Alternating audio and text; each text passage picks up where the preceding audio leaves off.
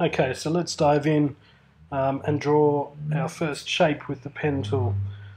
So the pen tool, you'll find sort of 2/3 of the way down the tools palette. If you click and hold, you can just make sure that it is the pen tool that you've grabbed. Click and hold the mouse button down on the tool and bring it up, pen tool. Okay, so the pen tool, we use it to create paths. And you can practice this yourself. We'll start by clicking a single click towards the left-hand side of the screen on our page. And then we'll move up here somewhere, say about there, and we'll click and drag. So I'm holding down the mouse button and dragging the mouse towards the right.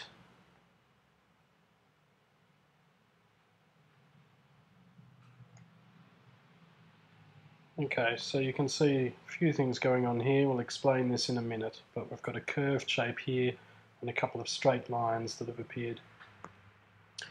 Then come down to the right hand side, and this time we won't do a click and drag, we'll just do a single click. See the curve coming down. And then if we hover the mouse over our starting points, the cursor gets a little tiny circle next to it. If we click the mouse, we can close the path. So we now have an enclosed shape, a path that we've drawn with the pen tool. Okay, here I've brought up a diagram explaining the various components that you'll come across when working with the pen tool and paths. Firstly, we have our anchor points, and this shape has 3 anchor points, one bottom left, one bottom right, and one at the top. These are the points that exist on this curved shape that I've created. And then anchor points can have these things we call handles.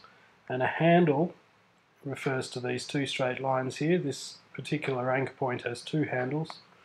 And a handle controls the direction that a path takes. So for instance, if I was to grab this handle and move it downwards, you can see as I move this straight handle, the shape of that curve changes, so that the handles determine the direction of the path. If you go down in your tool list just below the pen tool, you'll find a path selection tool and a direct selection tool. And these 2 tools are used for when we work with paths. If you go to the direct selection tool and click on your path, anywhere on your path, you'll see the anchor points appearing. And then if you click on a particular anchor point, any handles associated with that point become available. So if you click on the top anchor point with the direct selection tool, you can then move the mouse over the ends of the handles and drag these handles around. Now this works well for a path that follows a natural curve, so regardless of what I'm doing with these handles at this point, the path will always flow smoothly from one end to the next. But it's also possible to use handles to create sharp changes in direction in a path. This can be achieved by using the Convert Point tool and dragging one of the handles.